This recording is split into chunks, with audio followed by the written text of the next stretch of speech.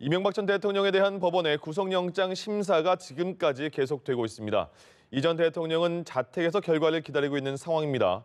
구속 여부는 이르면 오늘 밤이나 내일 새벽에 결정될 것으로 보입니다. 자, 이 전 대통령 자택 앞에 나가 있는 취재기자 연결합니다. 구하림 기자. 네, 이곳 논현동 이명박 전 대통령 자택 앞에는 경호 인력과 더불어 취재진이 몰리면서 긴장감이 감돌고 있습니다. 자택 앞 골목은 교통이 통제됐고 대문과 차고 옆으로 철제 펜스도 쳐져 있는데요.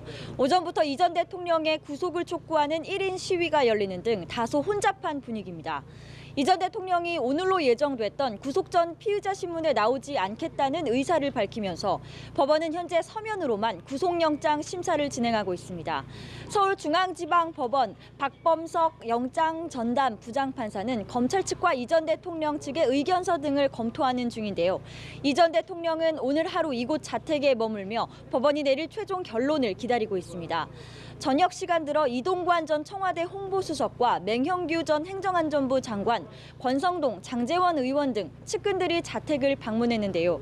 그 외 집안으로 드나드는 차량의 모습은 거의 눈에 띄지 않고 외부 분위기와 달리 자택 내부에는 정막이 흐르는 모습입니다. 네, 그렇다면 이 전 대통령의 구속 여부를 가를 주요 쟁점은 뭘까요?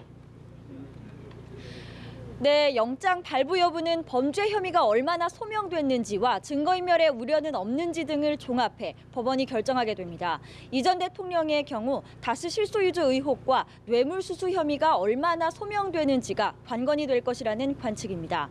서면만으로 심사를 진행하고 있다고 해도 수사 기록이 방대하고 쟁점도 많은 만큼 최종 결정까지는 꽤 시간이 걸릴 것이라는 전망이 나오는데요. 전례에 비춰 피의자가 스스로 소명 기회를 포기한 경우 구속 확률이 높다는 것이 중론이지만 이 전 대통령이 혐의를 완강히 부인하고 있는 만큼 예단하기는 어려운 상황입니다. 만약 구속영장이 발부된다면 이 전 대통령은 서울 동부구치소에 수감될 것으로 보입니다. 구치소에 가기에 앞서 이 전 대통령은 짤막한 소회를 밝히는 방안을 검토 중인 것으로 전해졌습니다.